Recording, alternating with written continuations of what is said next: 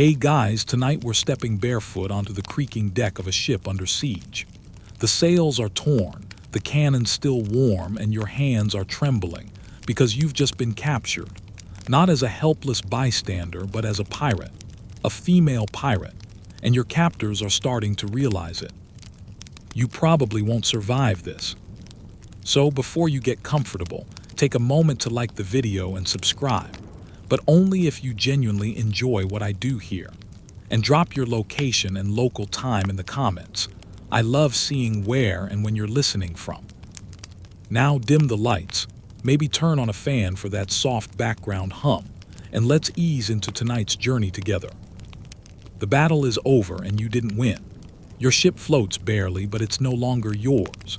The Jolly Roger lies torn at your feet, its skull and crossbones now a meaningless scrap of canvas. Your cutlass has been kicked away, your wrists are tied, and your hair, normally stuffed under a tricorn or scarf, has fallen loose across your bloodied cheek. That's the first clue.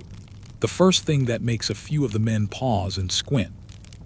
Salt stings your eyes, your boots are soaked. Around you, groaning crewmates lie wounded or worse, some still clutching pistols with no powder left. And then, just for a second, everyone seems to notice at once. You're not just another pirate, you're a woman. It's not glamorous. There's no dramatic gasp or swashbuckling respect. There's confusion first, then disbelief. Then in some corners of the deck, ridicule. One officer snorts. Another stares longer than is polite. Someone actually laughs, but not all of them are amused. One older sailor mutters something about witchcraft under his breath and crosses himself. You pretend not to notice. You've played this game before, though never with the stakes quite this high. They don't know what to do with you. They're used to hauling in pirates, roughing them up, dragging them off to trial or execution. But a woman in breeches, with sea salt in her hair and powder burns on her hands, that's not in the handbook.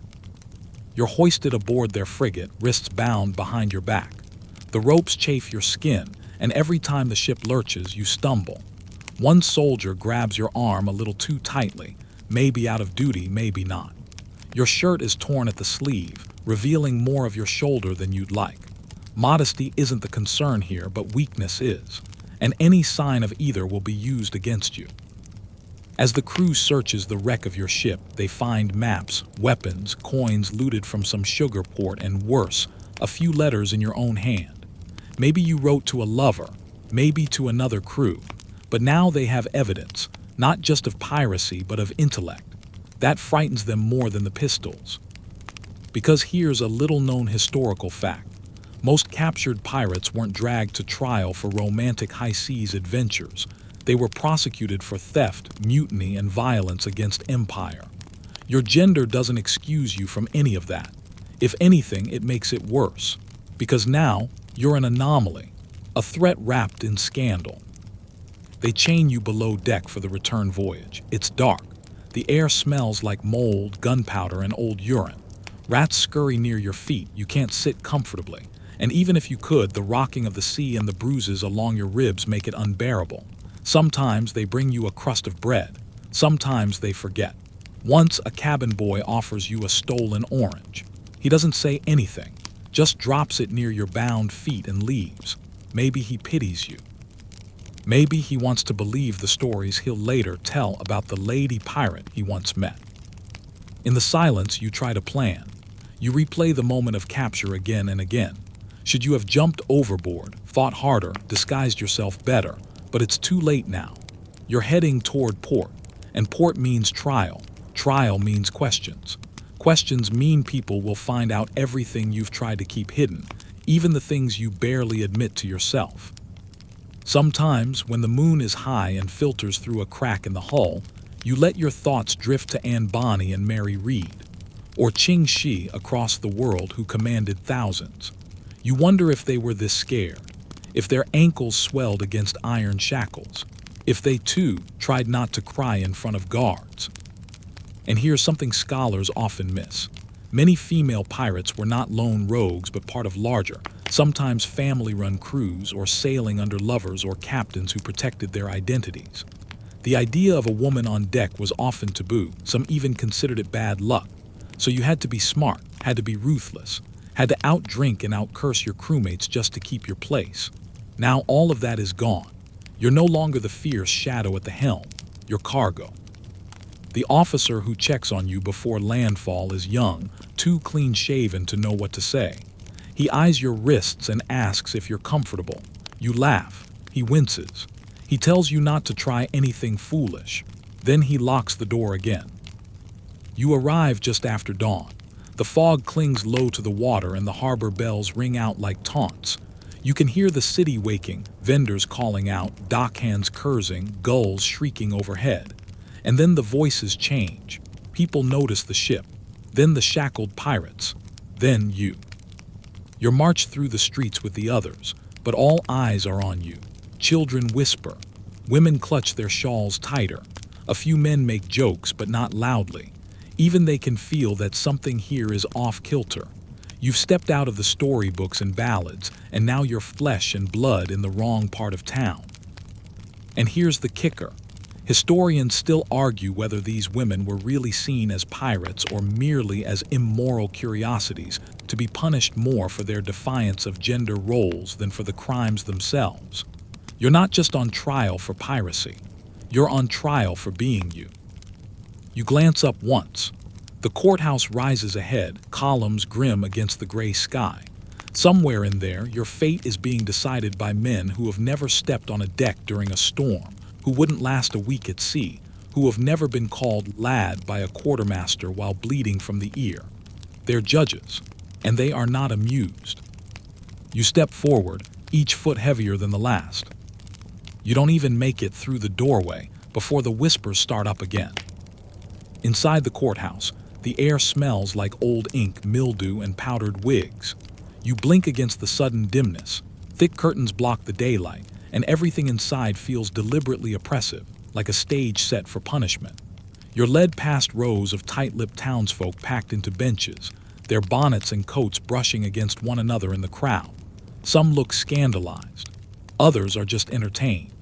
One man in the front row peers at you as if you're a creature in a traveling show.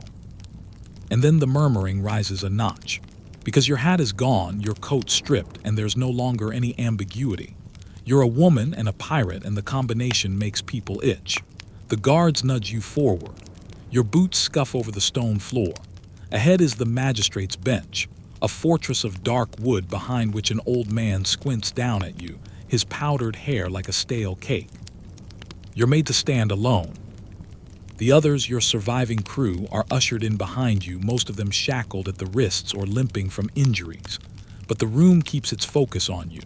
Because this, everyone senses, is not a normal case. You're not a regular pirate. You're something far more uncomfortable. A female pirate they don't know how to categorize. Not properly a soldier, not properly a woman, not properly anything. A wrong shape in their tidy little boxes. One of the clerks calls out your name. Your real one, the one you haven't used in years. And just like that, your old life leaks back into the room. It's here in court that the reveal becomes official. You're no longer the sailor known for your sharp aim or your bitter laugh. You're someone's daughter, maybe someone's runaway wife. Your story, been reconstructed behind closed doors, based on scraps of letters, intercepted logs, and someone's nosy interpretation of your past. It doesn't matter if it's accurate. It's the version they're putting on paper. And now the court has a problem. Because according to maritime law, pirates are criminals. They're supposed to be hanged, drowned, or imprisoned. But according to society's expectations, women aren't supposed to be pirates. The law didn't plan for you. The law wanted you in a kitchen, or behind a loom, or married to someone respectable who only beats you behind closed doors. So now they fumble, trying to decide whether you're a violent criminal or just a fallen woman who needs correction. One magistrate clears his throat. He looks like he's about to deliver a sermon. You've seen this before, back when you were younger before the sea. Back when men still thought you'd listen to a lecture just because it came with big words and a wagging finger. He talks about natural order, about Eve, about temptation, and ships being sacred masculine spaces. His voice is calm, condescending. He mentions the devil more than once. But one line sticks out. He says, It is not fitting for a woman to bear arms. And you almost laugh, because you remember the weight of that flintlock in your hand, the way it kicked back into your shoulder as you fired across the deck. You remember how fitting it felt. There's a mainstream historical truth buried here. Court records from pirate trials often reflect gendered language, with women's behavior scrutinized not just for legality, but for its perceived violation of femininity. You weren't just pirating, you were pirating as a woman, and that meant you were unnatural. One by one, the witnesses are brought forward.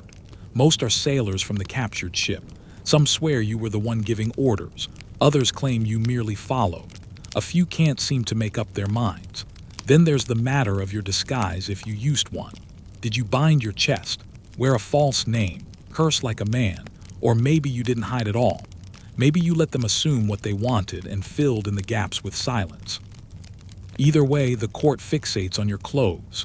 They describe your breeches, your boots, your unladylike posture. One elderly woman in the audience gasps when a guard holds up your blood-stained shirt. It's the scandal, not the violence, that truly captures their attention. And here's a fringe tidbit the scholars sometimes forget to include. Some female pirates used court appearances to perform femininity as strategy, arriving suddenly in skirts and tears, painting themselves as confused victims rather than willing marauders. Others doubled down, staring down the bench in defiance. Some made veiled threats. Some flirted. Some said nothing at all. You keep your voice low, your answers measured.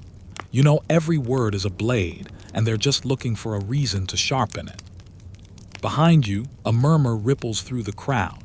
Your name has begun to spread beyond the courtroom. A street vendor is already claiming he sold you oranges back before the raid. A pamphlet printer is preparing to set your story in ink.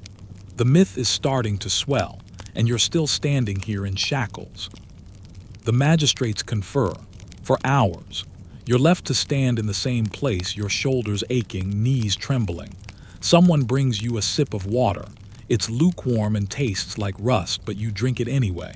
Your lips are cracked. You haven't slept properly since the capture. When they return, the head magistrate reads a prepared verdict in a tone like dry sand. You're found guilty of piracy, but not just that. Guilty of subversion, of unbecoming behavior, of defying your place. You brace for the sentence, a hanging, imprisonment, branding. But then there's a pause. They don't say it out loud, but you can hear the hesitation in the silence. Executing a woman, especially a relatively young one, tends to stir discomfort. It risks turning you into a martyr, or worse, a legend. And legends don't stay buried. So instead, they pass the burden to the governor. You're remanded to prison while your fate is considered, which really means someone's weighing how this will look in the newspapers, whether your noose will draw a crowd or a riot, whether they can find a legal loophole, or maybe just a convenient illness to sweep you off the page. And historians still argue whether this delay in sentencing was mercy, manipulation, or just institutional confusion. You're escorted out of the courthouse, this time through a rear door. The street crowd is louder now. A few people boo.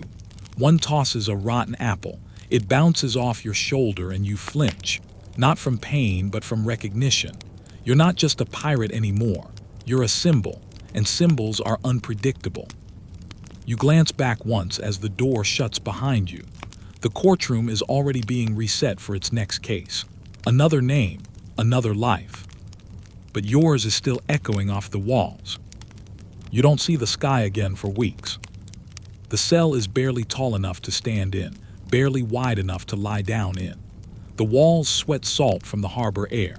Rats scurry freely, chewing on what's left of the straw mattress. Somewhere in the prison above you, someone is crying. Someone else is singing the same verse of a hymn over and over, as if the repetition might conjure salvation. You envy their optimism. Your wrists are raw from the irons. You try to shift position, but the chains clink just loudly enough to summon the guard. He peers through the slit in the door, snorts, and walks away. He's not here to help. He's here to watch. Because now that you're behind bars, you're not just a prisoner, you're a curiosity. A woman in prison is scandal enough. A woman in a pirate cell, that's an opportunity for someone to feel powerful, or entertained, or both. This is where you begin to notice something strange. You're not being treated exactly like the others. Some of your crew are crammed together in larger holding cells, sharing their meager rations, taking turns to lean against the cleaner parts of the wall. You, however, are isolated. Not for your safety, don't flatter yourself. No, you're isolated because the guards don't know what to do with you. You're not supposed to be here. And now, even the walls seem confused by your presence. You're fed inconsistently. Sometimes it's a crust of moldy bread and brackish water. Other days, it's nothing at all. But then, without explanation, you receive a tin plate with a small roast and a hunk of soft cheese.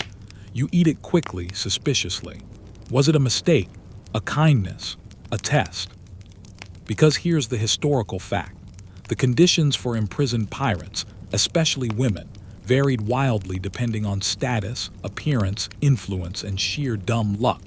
Some rotted in solitary confinement.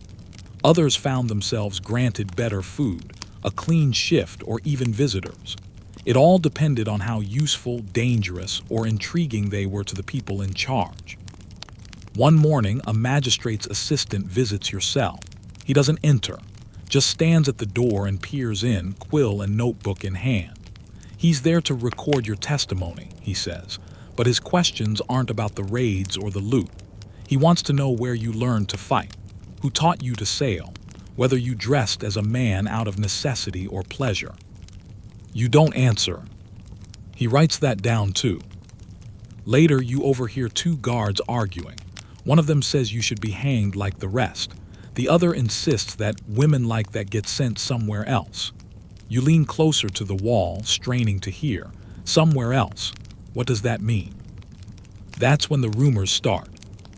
You hear whispers about a nearby convent, about a governor's wife who believes she can reform you, about a ship bound for the colonies that sometimes carries prisoners not meant to return.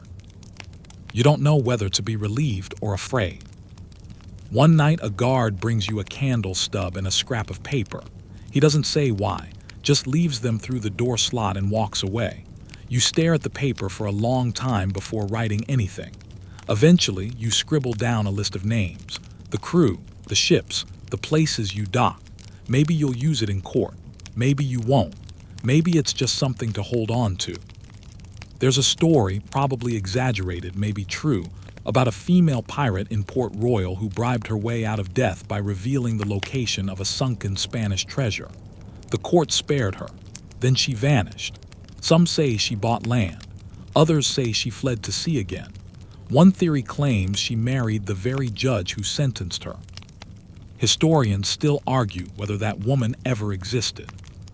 You start to notice other small peculiarities. A new shift of guards includes a woman, rare in these parts. She brings you a clean cloth for your face, doesn't speak, just nods.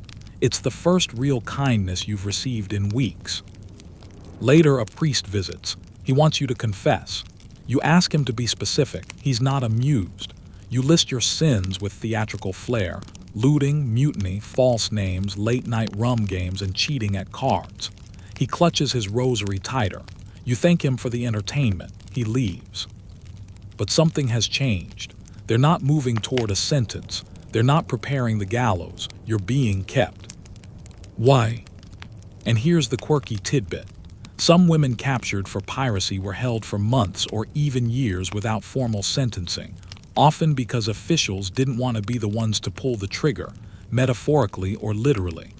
Executing a woman, especially one with a growing reputation, could backfire. It invited scandal, sympathy, stories. In one case, Anne Bonny's execution was postponed due to pregnancy. She disappeared from the records after that. No confirmed death, no marked grave. Your days begin to blend together. The cell grows colder. Someone starts leaving small chalk marks on the wall outside your door. You suspect it's one of your old crewmates trying to keep count of how long you've all been in here. You make your own marks inside the cell. Not for days, for people. Everyone you remember, everyone who mattered, everyone who bled. The dreams are the worst part. You keep waking up thinking you're back at sea, tangled in your hammock, the ship creaking beneath you. But there's no wind down here, no stars, only stone and rats and your own breathing. Then one morning, you're pulled from your cell. No explanation, no chains. Just a sharp knock and a voice saying, "Get up." You're escorted through the prison without fanfare. No crowd, no shackles. You're taken to a small room with a wooden table and 2 chairs. A man waits for you. Fine coat. Ink-stained fingers, not a soldier, not a judge, someone else. He says he's here on behalf of a local merchant family. They're interested in your story. You're not sure what that means, but you listen. They want your account, your version. In exchange, they might intervene on your behalf, perhaps secure a better cell or transport, or even release under conditions. You realize what they're offering, not freedom, just narrative control. Because here's the uncomfortable truth. Even behind bars, you're valuable, not as a person, but as a spectacle, a symbol, a cautionary tale. Your story has legs, and they want to be the ones to saddle and ride it. You lean back in the chair. The wood creaks beneath you. You smile. You've played this game before. The table is smooth beneath your fingers. Real wood, not the splintered scraps you've gotten used to. You sit quietly, assessing the merchant's man across from you.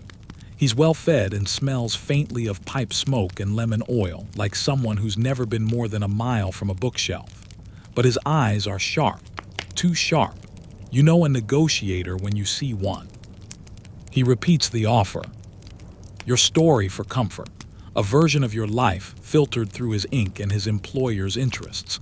They'll soften the edges, of course, clean up your language, maybe change a few names. Perhaps you didn't lead a violent mutiny, but were swept into lawlessness by circumstance.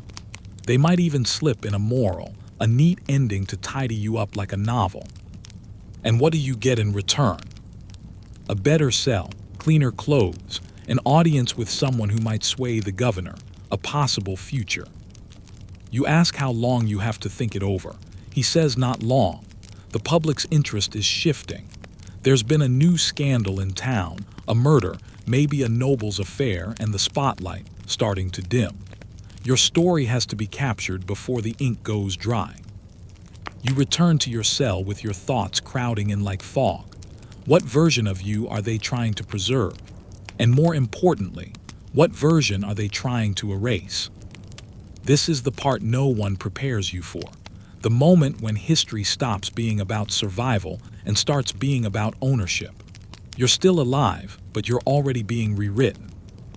That night, you overhear guards gambling over your future. One says the governor will send you to the colonies as a servant. Another says there's a secret plan to exile you quietly. A third laughs and says you'll hang after all, just as soon as the gallows are repaired. You realize then that even the people with keys have no idea what's really coming. And so you begin to plot. Not escape. You're not stupid. This place is too well guarded and your body's still recovering from the fight. No, you start to plan your story. If they're going to put your name in print, you're going to decide how much truth they get. You craft your answers carefully, spinning just enough drama to keep them interested, but not enough to trap anyone else. Because here's the irony. Courts often relied on the testimony of pirates to document criminal networks, but those testimonies were riddled with performance, half-truths, and poetic license.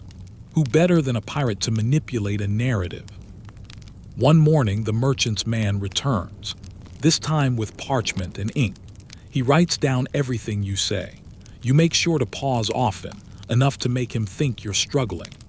Occasionally, you smile as though remembering something fond, but you never explain what.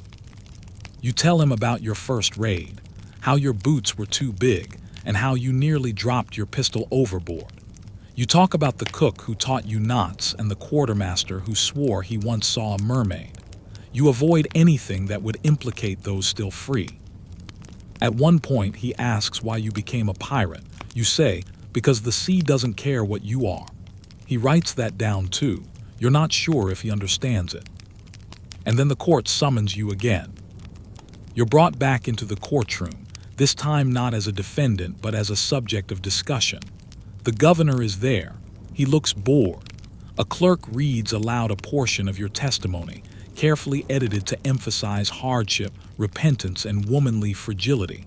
The court wants to believe in your redemption arc. It's more comfortable that way. A debate follows. Some argue for exile. Others suggest imprisonment. One proposes forced labor in the colonies. But then a new option is floated. Banishment. You wouldn't be executed. You'd be transported, shipped off under guard to a settlement far from here with strict conditions. You'd be under watch. You'd serve out a sentence in the shadows, but you'd live. And you'd disappear. Here's the mainstream fact buried in all of this. Banishment was not uncommon for female criminals of ambiguous notoriety, especially those who threatened to stir up uncomfortable questions about gender, power, and violence. Better to send you far away than risk making a martyr. You're returned to your cell with a strange mixture of relief and dread. Survival, it seems, comes at the cost of erasure. They're not killing you, but they're erasing you from the map. That night you dream of the ocean, not the violent roar of battle, but the quiet sway of a calm tide. You smell salt, feel sun on your shoulders. In the dream, your ship is whole again. The crew is laughing. Someone is singing off-key. And you are sailing away from everything. The next few days blur into logistics. The prison seamstress brings you a set of plain clothes, a sailor's tunic, soft, worn boots. Your hair is trimmed, the irons are removed.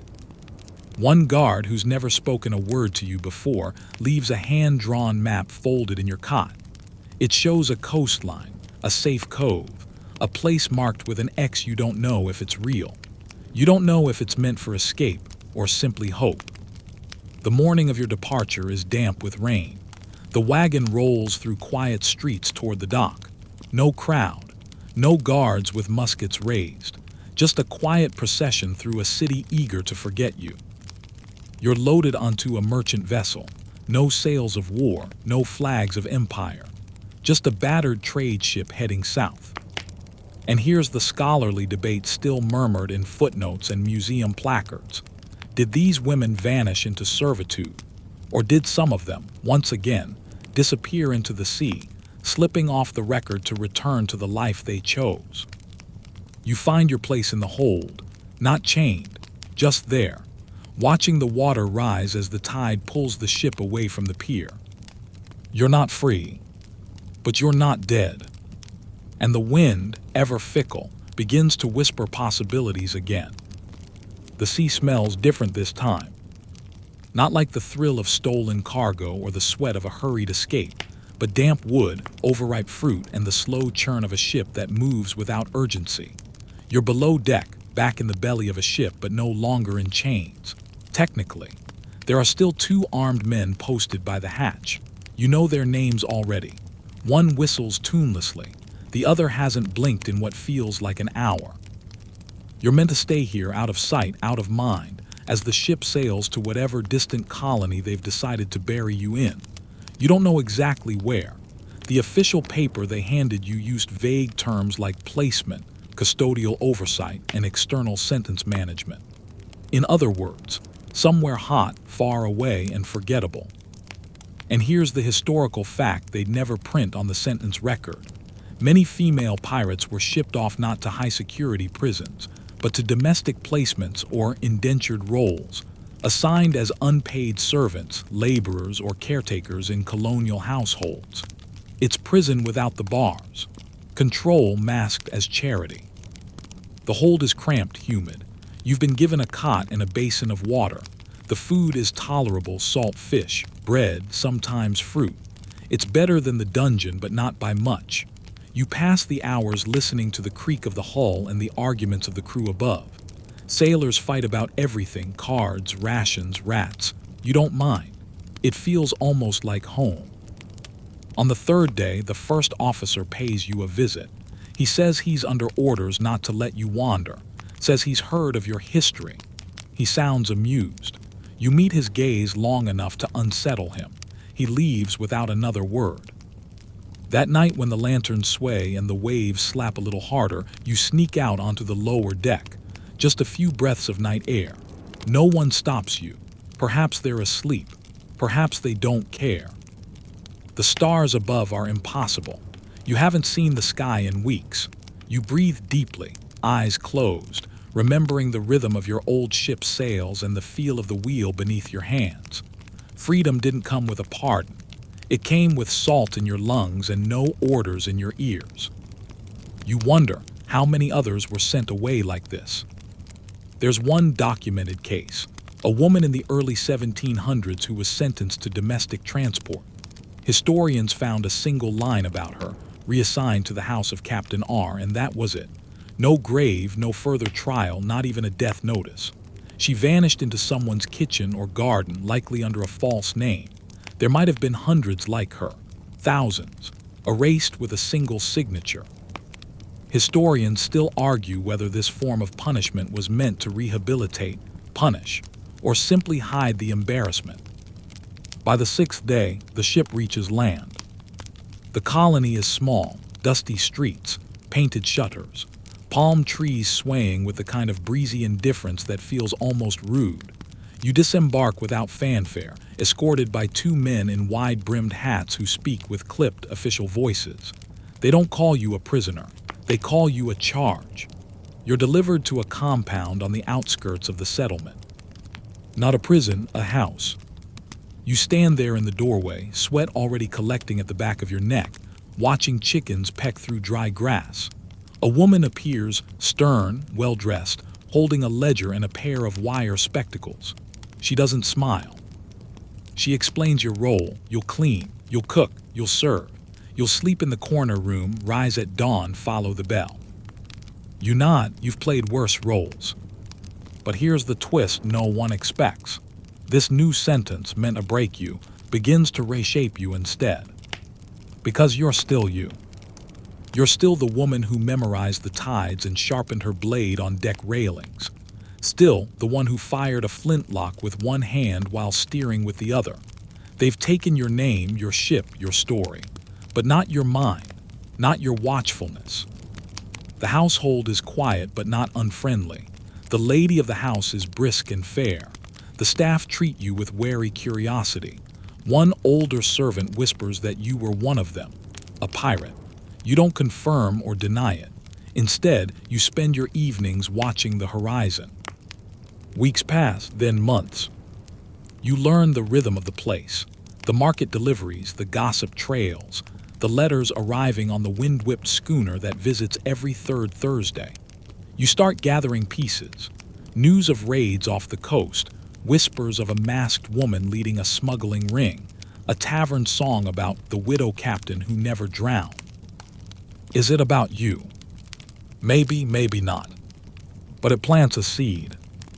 One afternoon, while cleaning the governor's study, you find a locked drawer. Inside, maps, shipping routes, and a stamped pardon that never got issued. Someone's second chance left to yellow in the dark. You study the ink, the seal, the handwriting. You don't take it. Not yet. Instead, you let the idea settle into your bones. You're not just surviving now, you're waiting. And somewhere out there, you suspect, someone else who once stood where you stood is already sailing free again, under another name, in another port, writing their next chapter with stolen ink and their own rules. You scrub the floor, you nod politely, you keep your head down. But when the sky turns dark and the wind changes, you stand at the back window and watch the stars. They haven't changed. They still point the way. It begins with a rumor.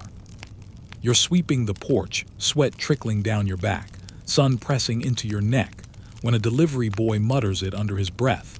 Another one got caught, only she says she's with child. You freeze mid-sweep, that old trick, the belly card.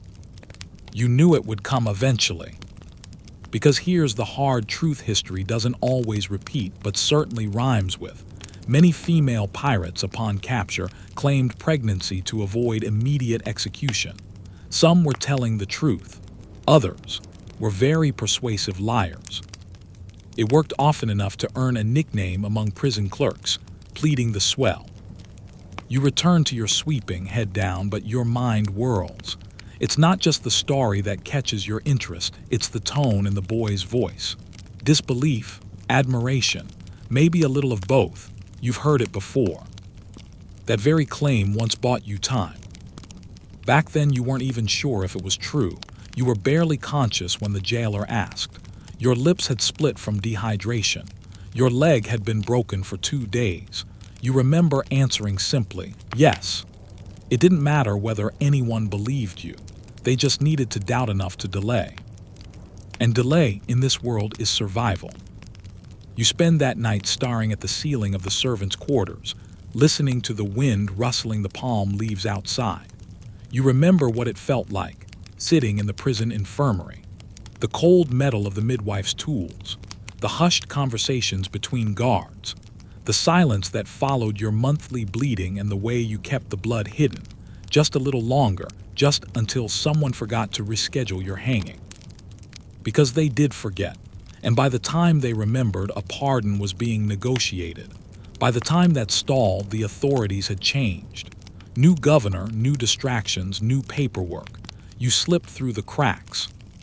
Historians still argue whether Anne Bonny was ever really pregnant when she used that plea.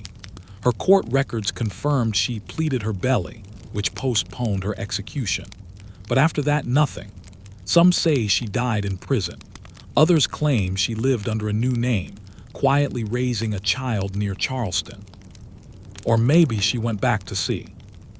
You've learned something crucial.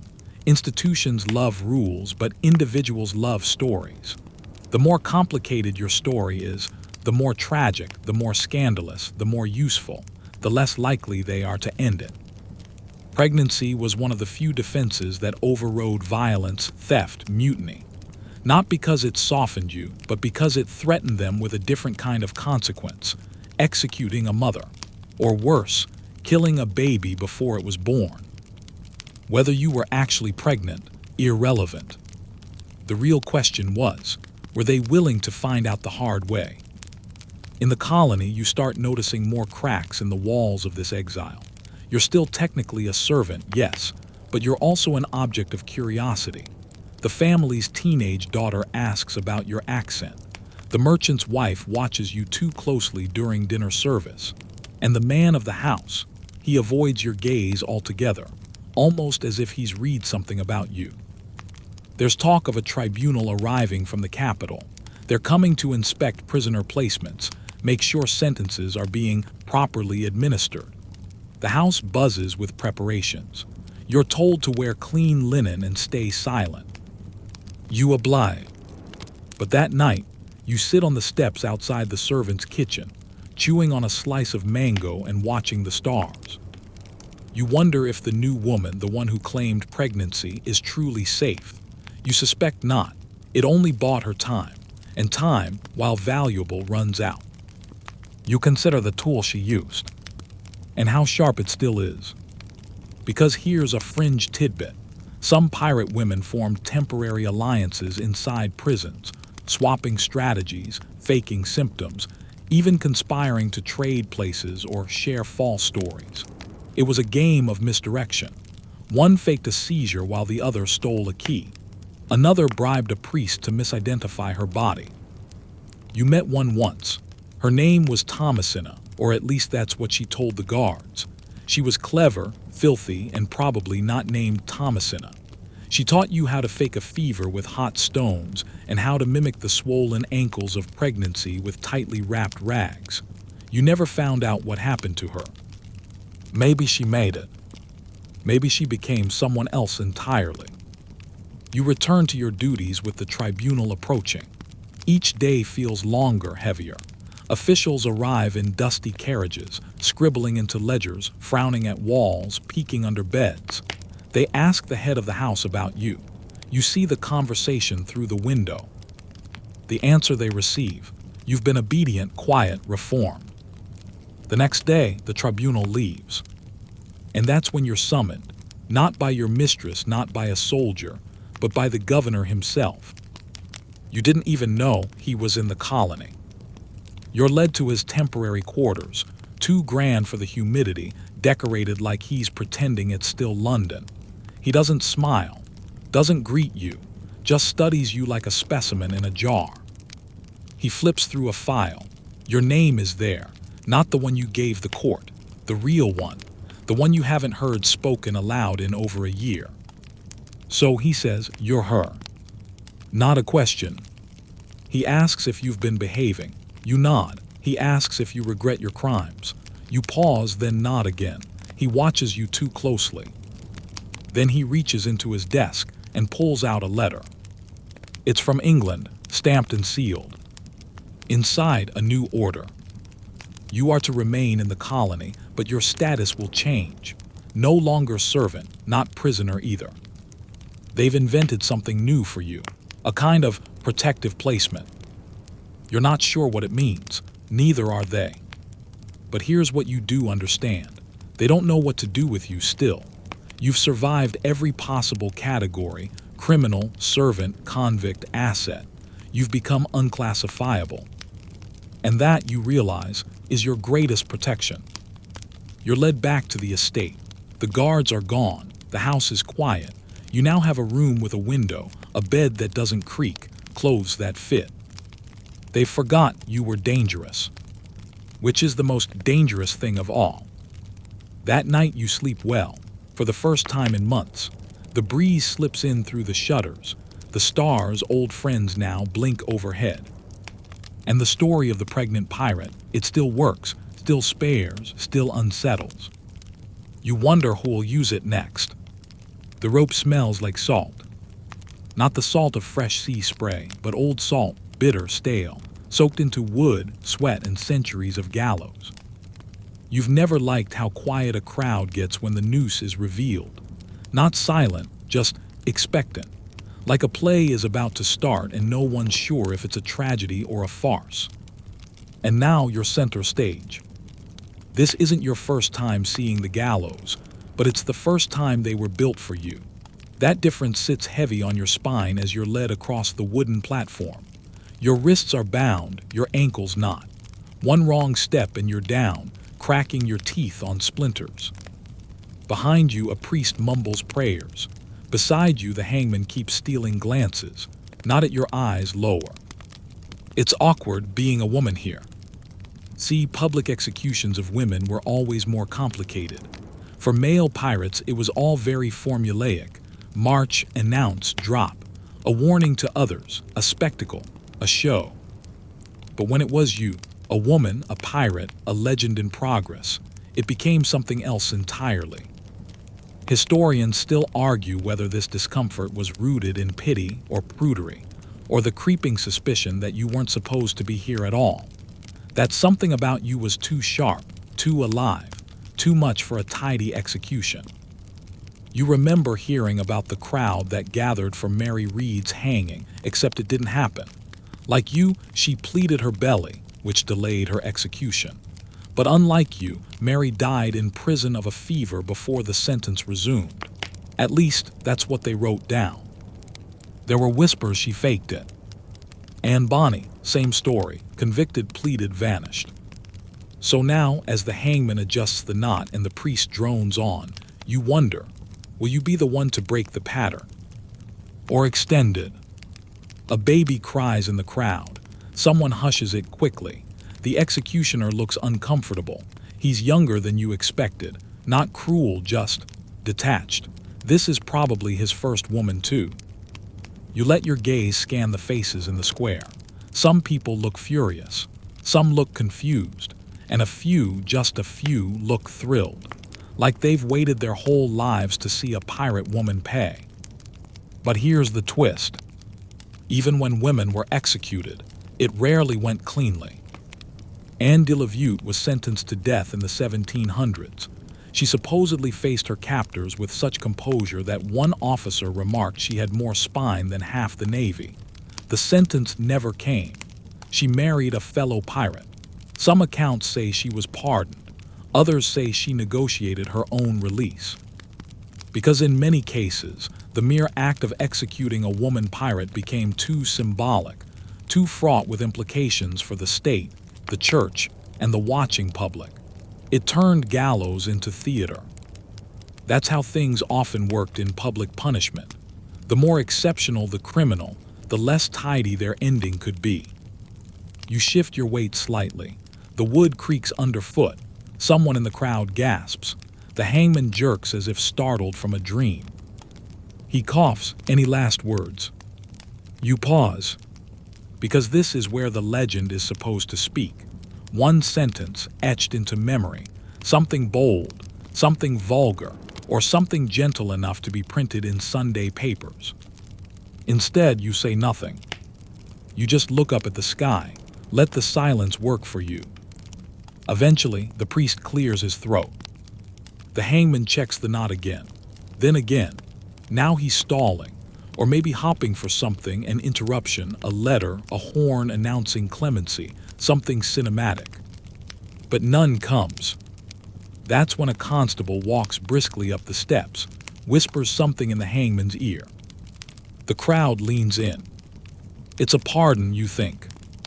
No, not a pardon, a delay. A new order has arrived. Your execution is under review. No explanation. The crowd groans. A few shout. The hangman deflates visibly, like someone kicked over his tent. You are removed from the platform. And once again, you've slipped through the trapdoor of fate. You're placed in a cell again, but this time it feels more like a holding pattern than a sentence. Your meals are larger, the guards less rough, the air less final. Over the next few days, stories begin to circulate. That the governor had second thoughts, that a nobleman in England intervened, that you might be pregnant again. It's a wild rumor. You've done nothing to feed it, but you let it live. You learn to play the silence. There's a fringe story you heard once about a woman named Christina on a Skype, a Swedish noblewoman turned pirate who was caught and sentenced to death. Her trial records were detailed, but her death was never recorded. Some said she faked her own hanging with a weighted dress. Others believed she bribed the executioner. You think of that story as you're escorted, one night to a carriage. No explanation. No destination. Just you, two guards, and a driver who won't meet your eyes. Hours pass. When you finally stop, it's not a prison but a cottage, lonely, windswept near the coast. There's food inside, a bed, a basin. One guard gives you a nod. The other tosses you a small bundle of your belongings. Then they leave. No chains, no speech. Just gone. You stand there in the doorway, uncertain. The sea hisses nearby. And though you don't understand this turn of events, you do understand the message. They don't want your execution anymore. They want your silence. Your survival is now a kind of unspoken agreement. As long as you don't make noise, don't return to piracy, don't gather a crew, don't inspire songs, they'll let you live.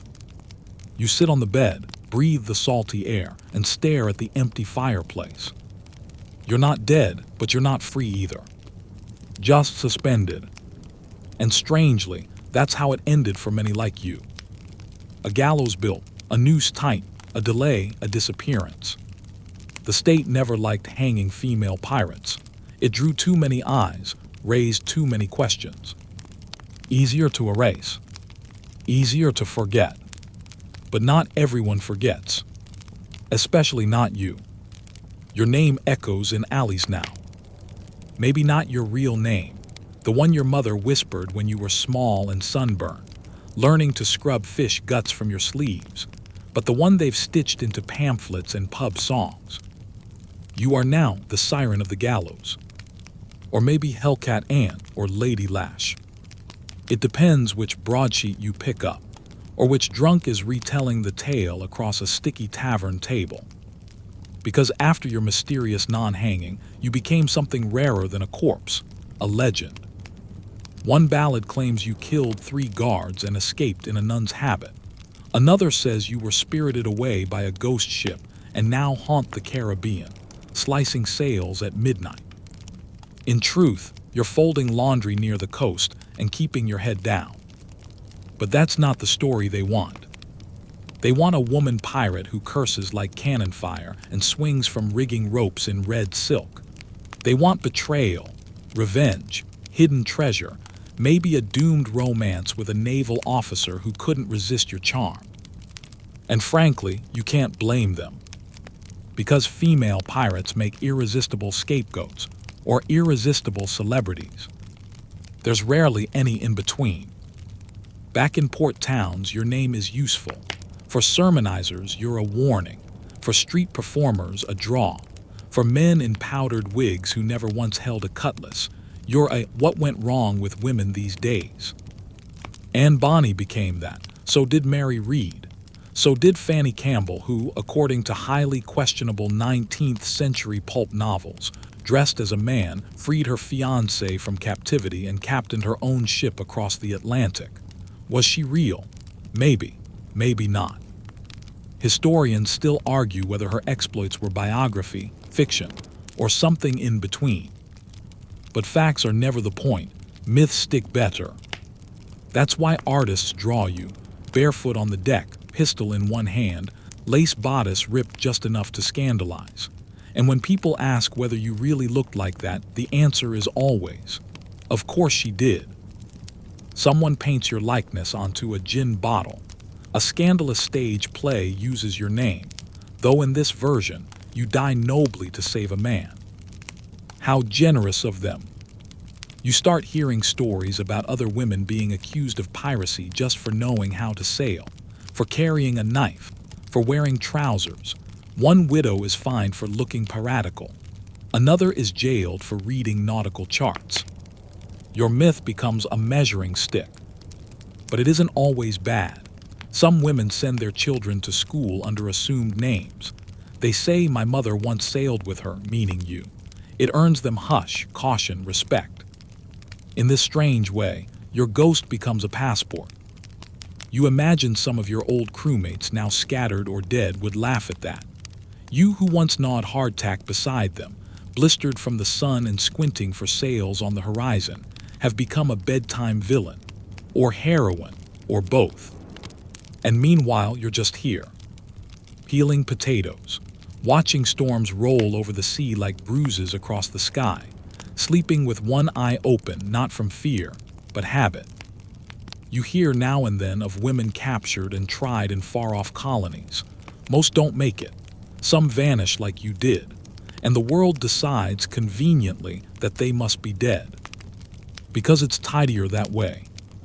But a few slip through, quietly, cleverly.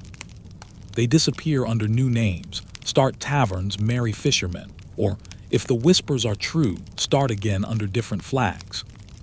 And even now, you catch fragments. A girl in Martinique who swears her grandmother once wielded a cutlass. A seamstress in Port Royal who carves ships into every hem. A cabin boy who insists he saw a woman captain whose face was half burned but her voice sharp as command. You smile at that one. Sometimes, as you walk the coast in the evening, you think of lighting a signal fire. Just one. Just enough to say, "Still here." But you don't. Because you know how fast myths turn against the people inside them. And you've come to understand the curse of fame. Once people make you a symbol, they stop seeing you as a person. You were once a daughter, a sailor, a thief, a lover, a killer. Now you're a name on parchment. And strangely, that's more dangerous than any blade you ever held. But also more permanent.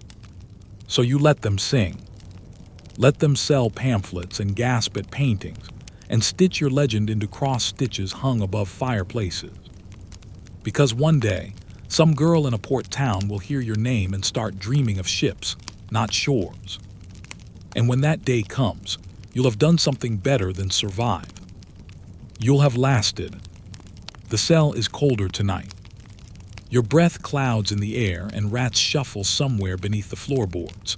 The guards haven't brought food, but you've stopped waiting for it. Hunger's become a low, constant ache, more background hum than torment now. But something is different. Footsteps, not the clumsy kind. Measured, soft-soled. Someone important or trying to seem so. The door creaks open, and you squint at the silhouette of a man who doesn't belong here, not with his silk cuffs and powdered wig. He doesn't bother with small talk. He asks if you're tired of waiting to die. You smile, not politely, because what he really wants is what every man in a position of power wants from a captured pirate: information. The tides of power shift fast on these waters. Ports change hands, navies squabble like spoiled children, alliances rot from the inside out. And pirates, especially ones who know things, can be very useful. He doesn't care what you've done. He wants to know who you sailed with, where you buried the loot, who paid bribes, who might be next. You chew on that. Because the truth is, you do know things men like him shouldn't. You know which governors skim off the top, which captains have mistresses hidden in port, which trading vessels carry secret Spanish gold. You even know the priest who blesses ships and smugglers alike for the same fee. But handing that over, that comes at a price.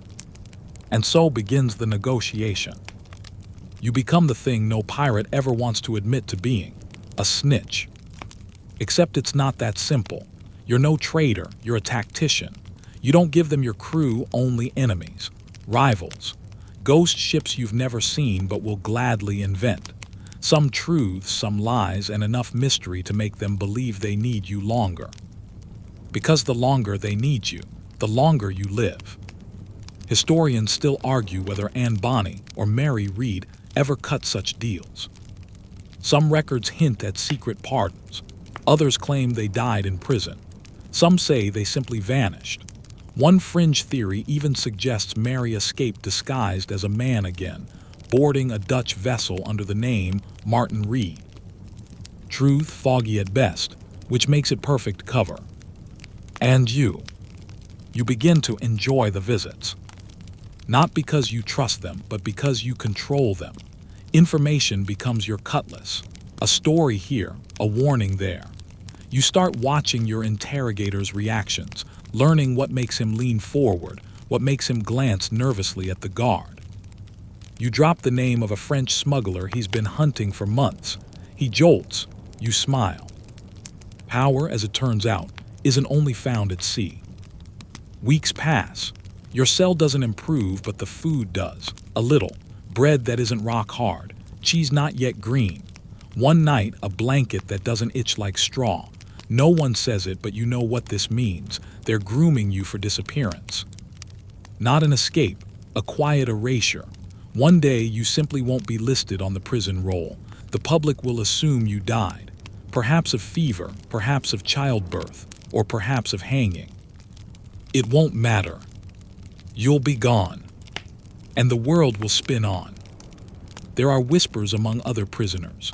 A woman down the corridor says she saw a fellow inmate, another pirate, dragged off weeks ago and never returned. No execution notice, no burial, just silence. The woman mutters that she probably made a deal. You don't confirm anything. You just wrap the blanket tighter. Eventually, the offers come with more specifics. A ship, a new name, passage to a distant colony, somewhere hot, muddy, forgettable. You'll be a laundress or a cook, or perhaps a wife to some militiaman who's never heard your old name. You'll get a stipend, small but real. And you'll never speak of the sea again.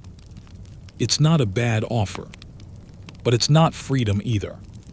Still, you weigh it, because if there's one thing pirates learn quickly, it's when to retreat. So you nod once, and the silk-cuffed man smiles. A week later, you're ushered out at dawn.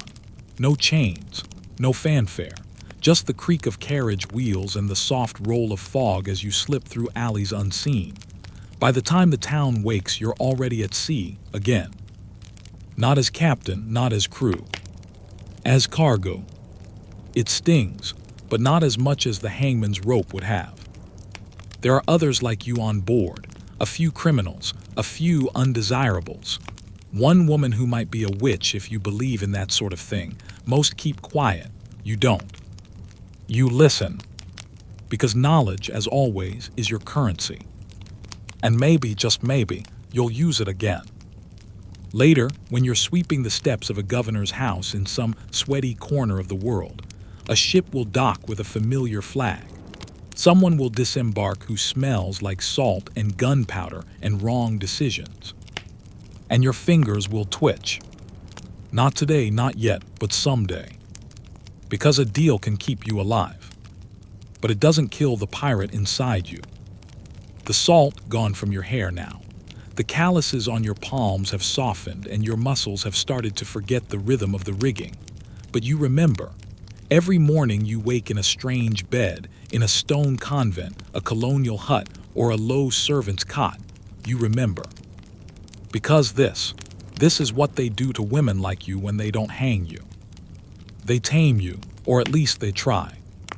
You're not the first. When a captured female pirate avoided the gallows, she was rarely just released. Instead, authorities like to funnel her into a new life, carefully chosen to scrub the pirate off her skin, scrub her clean with holy water, kitchen soap, or colonial mud. So you find yourself one of three things: a nun, a wife, or a servant, none by your own choosing. The convent option. It's surprisingly common, especially for women seen as salvageable. Magistrates would declare repentance had begun, and you'd be carted off to a convent like a troublesome niece, given prayer books instead of manacles, rosaries instead of chains. At first you scoff. Nuns weren't pirates. But then you meet Sister Teresa. She's got scars under her sleeves and knows how to sew more than just hems. She knows how to stitch wounds. She doesn't ask what you did, just hands you a loaf of warm bread and says, "Start fresh." And you almost believe her. Almost. But your hands still twitch at the clang of church bells, too much like ship bells. You still sleep lightly, waiting for the shout of a boarding call that never comes. You don't hate it here. You just ache. A quiet, dull ache, like something important has been sealed off behind stone walls and lit candles. Elsewhere, other women get a different sentence: transportation to the colonies. This is often framed as mercy. In reality, it's exile. You're loaded onto a vessel not unlike the ones you once plundered, but now you're below deck, not above it. No sword, no pistol, just a name on a ledger, property of the crown, off to Jamaica or Barbados or one of the rough-hewn towns clinging to the edge of the map. Once there, you're assigned to a household, maybe as a maid, maybe a laundress, maybe, if the court was feeling particularly vengeful, a bride to some aging officer or tradesman who lost his first 3 wives to fever and thinks a pirate might survive longer. He doesn't ask about your past. He just expects obedience. You give him silence instead. And at night, you stare out at the dark ocean and wonder if the water remembers your name. Historians still argue whether these punishments were rehabilitation or slow execution. Some say the convents were genuine sanctuaries. Others claim they were simply cleaner prisons. The colonies, often just a way to shuffle the problem off the map.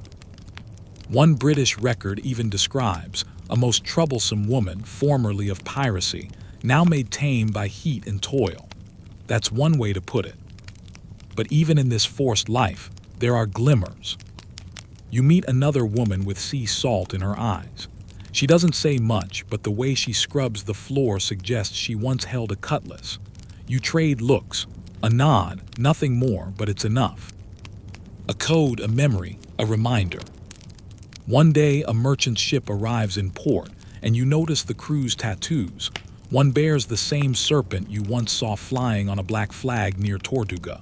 You linger by the docks, careful not to be seen, just watching, listening. They don't recognize you, but if they did, would they take you back? Do you even want them to? That's the question you keep waking with, night after night, under a roof you didn't choose in a bed that doesn't rock with the sea. You're not sure if you miss the freedom or the chaos more. In some stories, women like you vanished completely. Historians find their names in court records, then nothing. No death date, no grave, just a blank page. Did they marry and live quietly? Did they board another ship under another name? Or did they walk into the jungle one day and never come back? One Spanish colony had a rumor about a haunted housemaid, a pale woman who spoke no Spanish, bore a sailor tattoo, and never removed the blade she hid beneath her skirts. The locals whispered she killed 3 men and vanished into the mountains. Maybe that was you. Maybe it was. And maybe that's the best part of your sentence. They can't control the legend. They took your freedom, but not the mystery. Now, years later, you stir stew in a blackened pot. Children run past your door. Somewhere, a bell rings, but you still tilt your head to listen for waves. And sometimes, just before sleep, you dream you're back on the deck, wind in your hair, moonlight on your blade, and the sea ahead. You may be in a kitchen now, but once, you ruled the ocean, and part of you always will. The first cry echoes in the room, raw, wet, and startling. You blink at the infant in your arms, so new and loud and fragile it doesn't even seem real. And just like that, your story isn't only your own anymore. You've become something far more complicated in the eyes of the world, a pirate and a mother. The courtroom gasps, the jailers stiffen, the preacher hesitates, a child changes everything, or so they say. But for you, the reality is even murkier. Because now you're not just living with your past, you're raising someone under the long, slanted shadow of it. This baby may be born in a convent cell, a Caribbean outpost, or the dirty corner of a shipping warehouse. But make no mistake, they are branded from the first breath. Children of female pirates carried the weight of their mother's choices, legends, and secrets, in ways that were subtle and brutal.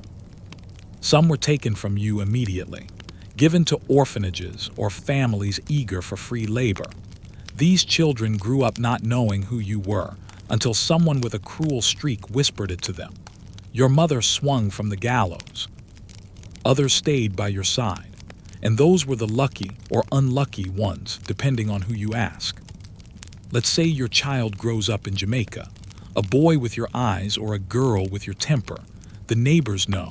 They always know, even if no one says it aloud. She's the pirate's daughter, they mutter. He was born on a prison ship, someone hisses. And children hear everything. Historians still argue whether these second-generation legacies were socially survivable, whether pirate parentage doomed children to poverty and suspicion, or if the connection became an outlaw badge of honor over time. It seems to have depended on where the wind blew. Some grew into quiet, hardworking lives, fishermen, seamstresses, tavern owners, always under the radar, always trying to outrun a name they never asked for. Others embraced the tale. Some even turned it into currency, retelling your legend to tourists, local children, and drunken sailors for coin. My ma was Anne Bonny's cabin mate, sailed the Spanish Main till they caught her. It may not be true, but it sells. And then there are the darker stories. Whispers of children raised to follow in your footsteps. Young boys who ran off at 14, itching to become corsairs. Daughters who wore hidden daggers and practiced knots in secret. One British admiral's log mentions a girl of about 10, quite savage, said to be daughter of the infamous pirate Black Kate, cursed and spat like a sailor when struck. He doesn't say what happened to her. You'd like to believe she survived. You'd like to believe a lot of things. Because now your nights are spent not in taverns, but over blankets and lullabies. You hum old sea shanties as lullabies, and no one but your child knows what those verses really meant. Some nights they ask questions. Mama, why don't we have a last name? Why do you have scars? Why do people look at us like that? And you pause, you weigh every answer. Too much truth and they inherit your pain. Too little and they inherit your shame. So you say, Because I used to be someone different. And they ask, was she bad? You never really answer that one. Because who decides what's bad when you were just trying to survive? Sometimes, in a rare twist of fate, your child has allies. Maybe an old crewmate helps support them. Maybe a local priest softens toward you and offers an education. One letter from the 1740s tells of a girl, believed to be the daughter of a pirate mother, taken in by a schoolmistress and later became a midwife. She died with a good reputation. But not all stories end so neatly. In Barbados, they still tell of the boy with the black tooth, a sailor's apprentice who vanished after being accused of theft. They said his mother was a pirate, and so he was guilty by blood. No one ever found him, just his boots. There are also stories that blur the lines. Children raised by other pirates, or orphaned and readopted by crews who'd once known their mothers. Little ones scuttling across decks, learning to climb before they could read. Imagine that for a moment. Your child, barefoot and sunburned, shouting commands to men twice their size. Free in a way you never were allowed to be, not as a girl, and yet still hunted by the same flags. That image is both balm and blade. You don't want them to suffer, but part of you hopes they never kneel. Not to kings, nor preachers, nor men who think the sea was never meant for women. When your child grows old enough, you might tell them the whole truth. Not the court-approved version, not the hanged woman tale, the real one. How you leapt from deck to deck with the wind in your ears and death under your nails. How you tasted freedom for a brief, wild moment. How you lost everything. And how even in loss, you never truly surrendered. Because if they carry anything from your story, let it be that. Let them know the world tried to break you. And you made it this far anyway. A hush falls over the gallows square as the condemned is led forward, her stride slow but unshaking. The crowd leans in, craning for a better look. Whispers ripple like wind across tall grass. But something's off. You're not there. Or maybe you are. No one's quite sure. Because in this moment, in this foggy morning drama unfolding on a creaking scaffold, the woman standing with the noose around her neck may not be you at all. The legend of the body double has haunted the pages of pirate history for centuries.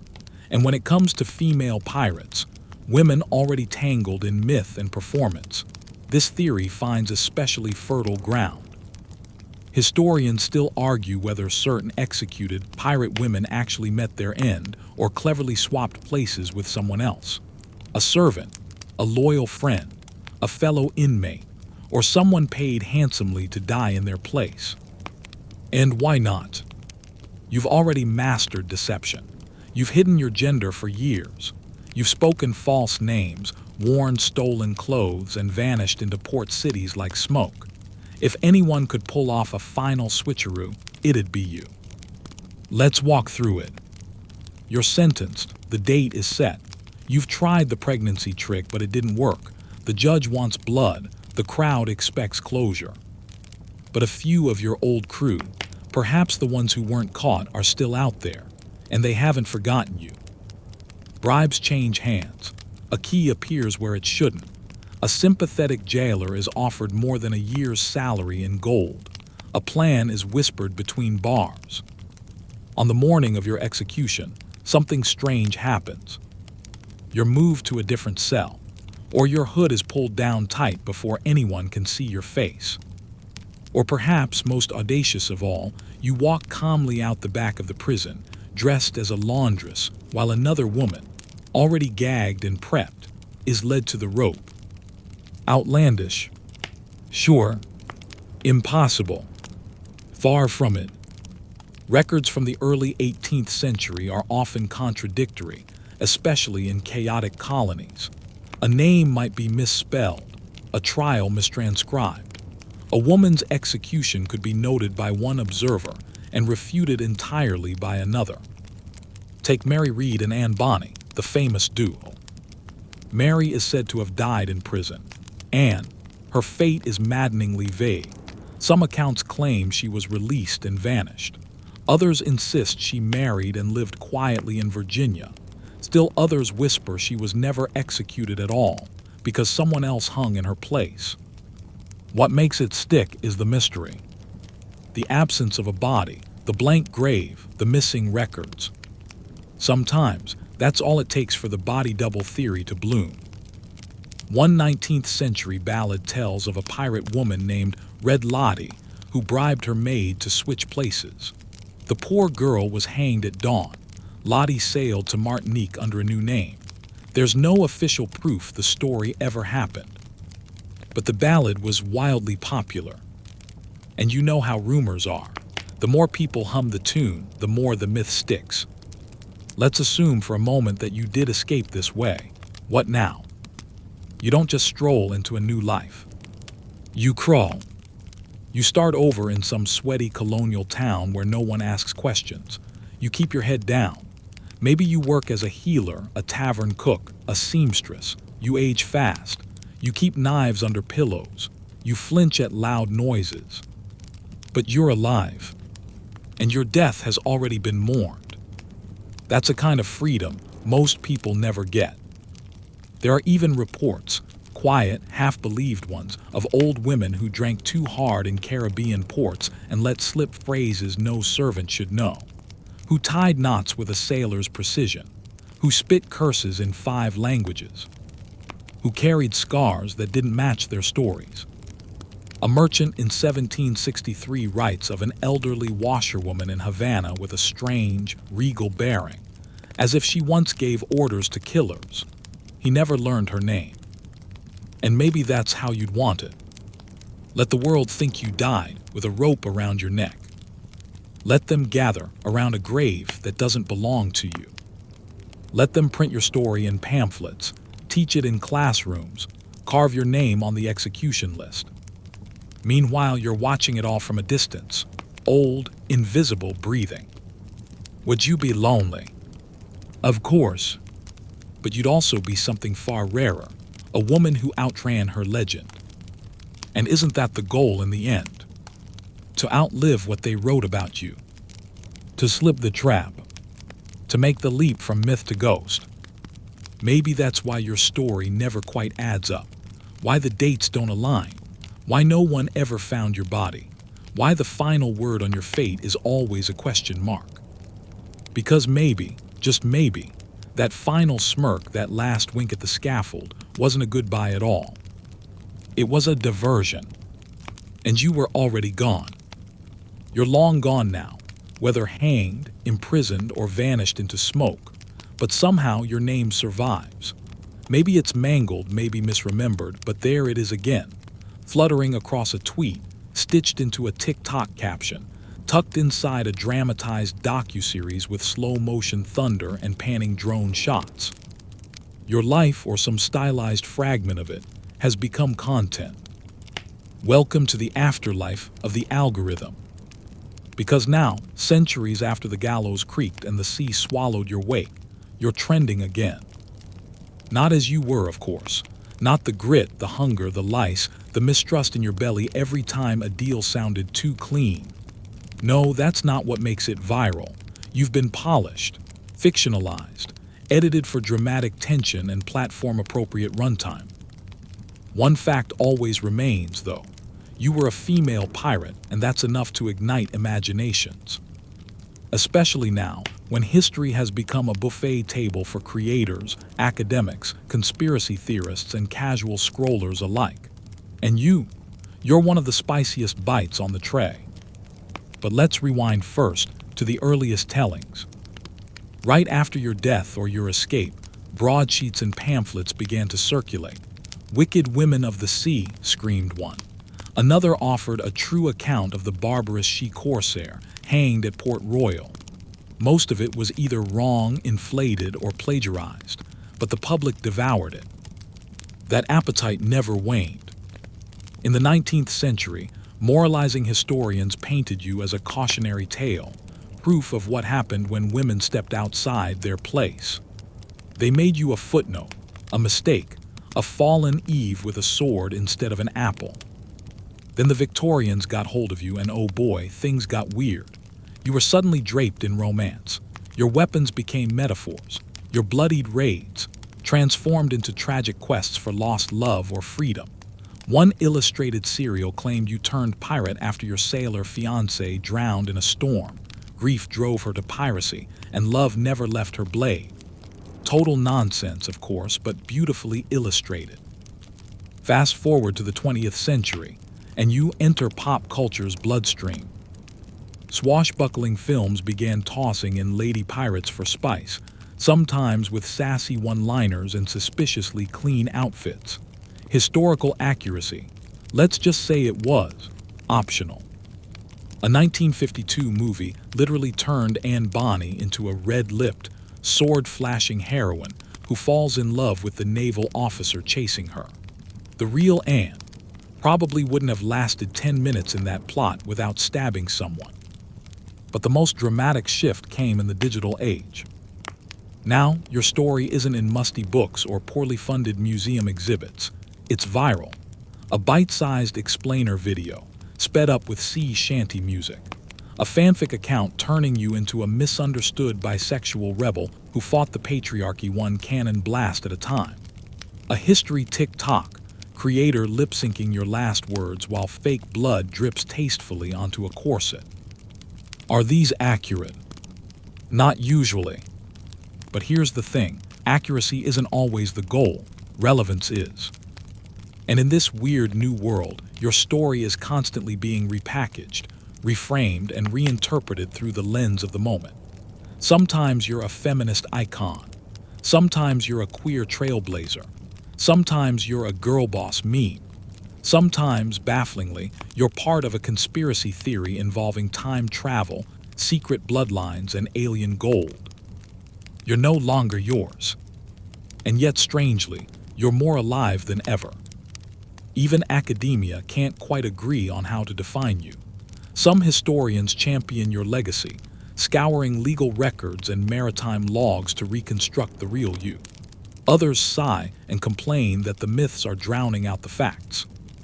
Historians still argue whether the popular image of female pirates helps or harms our understanding of real women's roles in maritime history.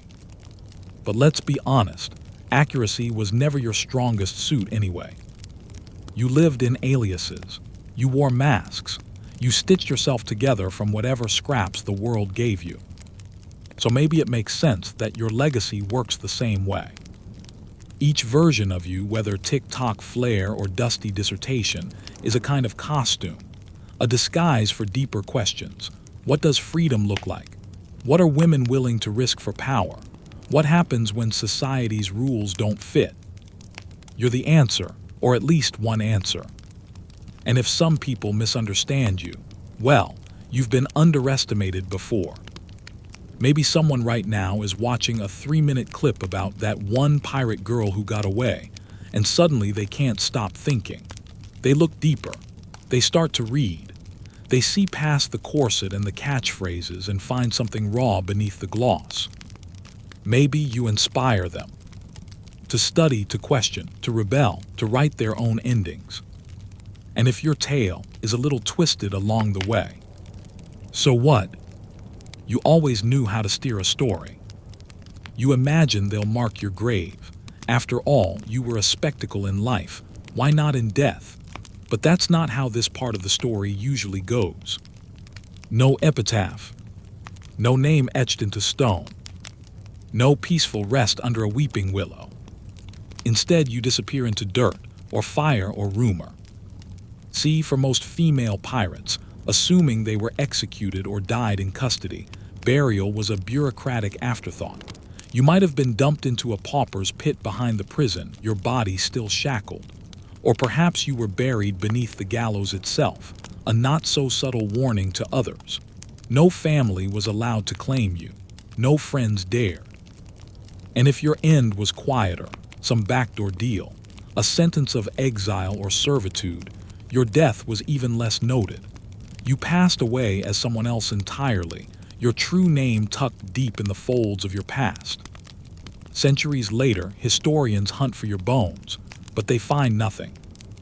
Graveyards won't confirm anything. They never do. Take the case of Mary Read. Yes, that Mary Read of Bonnie and Read infamy. Legend has it she died of fever in prison in 1721. The court records say she was buried on April 28th. But where exactly? No marked grave has ever been found. Some scholars claim her body was dumped anonymously into the prison yard. Others argue she faked her death, smuggled away under cover of night.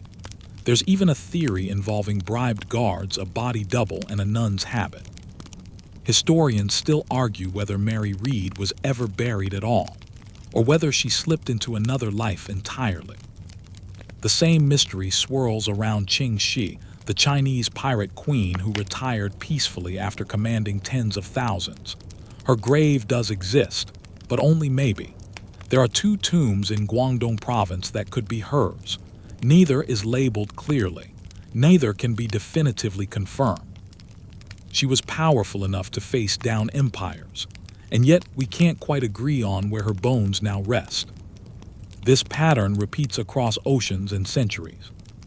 Sometimes there are graves with names that don't match the legends, but feel suspiciously close. A Jane de Maris in Brittany with no known family. A Maria Bonnet in Cuba who died suspiciously rich. Could be nothing, could be everything. And with each discovery, speculation blooms like moss across stone. Then there are the empty graves, cenotaphs raised by enthusiasts or distant descendants, memorials that mark nothing but belief. One particularly grand one, shaped like a broken mast, sits in an overgrown cemetery near Port Royal. No body beneath, just a bronze plaque that reads, "In memory of the women who sailed, fought, and vanished." That might be the truest marker of all. Because even if your remains are lost, washed away, burned, or buried under someone else's name, you're still being sought. Not just by archaeologists with trowels and gloves, but by storytellers, genealogists, amateur sleuths, bored grad students on caffeine highs. People who want to find you, or at least confirm that you were real. And in a way, that makes you more powerful than if you'd had 100 marble headstones. You've become the perfect kind of ghost, part truth, part myth, entirely magnetic. And when researchers walk through old graveyards, brushing away vines and lifting cracked stones, it's your voice they're hopping to hear. They'll never admit it, not out loud, but they're hopping for some flicker of confirmation. A butt, a tooth, a coin tucked in a jawbone. They want the dirt to whisper, yes, she was here. Yes, she mattered. Sometimes they think they find it. A broken locket with initials, a femur oddly short for a man, a set of teeth filed flat in the way certain sea cultures did. None of it conclusive. But all of it adds to the legend. And maybe that's your final trick. While men like Blackbeard and Calico Jack get painted murals and themed cocktails, your memory lingers in absence, in missing records, in gaps that make the imagination stretch just a little wider. You are a question mark, a riddle half solved, the kind of presence that doesn't fade, but multiplies. Not because of where you're buried, but because you left a map with no X to mark the spot. And somewhere right now, someone is searching again. Not because they expect to find your bones, but because they want to prove, perhaps to themselves, that a woman like you could have existed, that maybe, just maybe, she still does. You aren't in the ground yet, not in this moment. You're still alive in this story, still breathing salt air, still watching the world try to decide what to do with you. That's what it always comes down to in the end. Not your fate, but how people frame it. Whether they remember you as a monster, a martyr, or a myth. And now, it's memory doing the rewriting. You're no longer in chains or hiding or making deals in dark cellars. Now you're in stories, plays, paintings. You're the face peeking out from behind the sails in a children's book, the twist ending in a historical novel, the reimagined icon on a hoodie or a meme or a TikTok monologue that starts with, "Did you know there were female pirates?" You get added back into the canon retroactively, sometimes truthfully, sometimes not so much. Anne Bonny, Mary Read, Grace O'Malley, Jean DeClisson, Ching Shi, your new sisters, your old selves. But you're joined by others who never even stepped on a deck but now get branded as pirates because it's edgy, marketable, feminist, or fun. You've become flexible. You're a metaphor now. A symbol, a hashtag, a brand. It's a funny thing. In life, they tried to erase you, smother your records, bury your body without a name. But now they can't stop pulling you back out. Some versions of you are fiercely feminist, reclaiming space in a world that wouldn't give you a place on land, so you took to the sea. Others are twisted cautionary tales, stories where your crime isn't piracy, but ambition. In a few versions, you're hypersexualized, corset bursting at the seams, saber clenched between your teeth. In others, you're an orphan in disguise, slashing ropes and leading mutinies with a tragic backstory worthy of a Netflix adaptation. Historians still argue whether any of it is helpful. Did the myths empower you or dilute you? Did the legends bring justice or just more noise? Are we honoring your struggle or just turning you into yet another costume? But maybe you don't mind. Maybe the truth was never your final treasure. After all, even when you were real flesh, bone, blade, you played the long game. You survived by slipping into roles: sailor, man, lover, widow, monster. So why not slip into legend too? Why not become whoever people need you to be? And still they dig. Not just physically, but through court archives, ship logs, colonial newspapers, crumbling journals stained with rum and ink. They look for your real voice in transcripts. They study your syntax. They parse your misspellings. They hope someday to find that one irrefutable sentence: she lived, she fought, she mattered. In some alternate universe, your trial transcript becomes required reading. Your mugshot hangs in classrooms. School children learn your name before they learn Columbus's. Your face gets printed on money in a country that never quite existed, but probably should have. More likely, you remain on the edges, just where you lived. Not quite sanctioned, not quite erased. You belong to the margins. To whispered stories shared on night watch, to long road trips where someone says, "Hey, have you ever heard about that one pirate?" To bedtime history channels with quiet voices, where someone's falling asleep not just to facts, but to the rhythm of remembering. Your story isn't safe. It's sharp like a splinter, like a splintering mast. But it drifts across time anyway. So yes, maybe you're gone. Maybe your bones are dust beneath some forgotten stone wall, or your name is misspelled in a register rotting in a coastal archive. But look around. You're still here somehow. In voices like mine, in ears like theirs, in dreams tonight where someone will drift asleep with your ghost at the helm, steering the ship into fog. Because you were too strange to silence, too dangerous to forget, too real to stay buried. Final echoes of cannon fire and courtroom whispers dissolve into the quiet of your own room. Your breath begins to slow. The stormy seas are calm now. The chains have slipped away, and the long shadow of the noose fades beneath the stars. The story, like so many of those fierce, forgotten women, has finally found rest. Outside, maybe there's a soft breeze brushing the window pane, or the low hum of traffic drifting like a faraway tide. Let it carry you. Let it all become muffled, distant, just the way history sometimes feels until we choose to remember it clearly. And whether you imagine yourself as Anne Bonny, still smirking from behind prison bars, or as some unnamed sailor who simply vanished into legend, know this: even the most restless lives eventually find stillness. Some found it in exile, others in legend, a few, perhaps in escape. And maybe that's where we leave it, on the edge of mystery, where facts blur gently into dreams. So now let the weight of the day melt from your shoulders. You've voyaged far tonight, across centuries and oceans, and there's nothing more you need to do. Just breathe slowly in and out, and let the darkness become a quiet harbor. No more ropes, no more trials. Just sleep steady and deep as the story drifts quietly out to sea. Sweet dreams, my friend. Sweet dreams.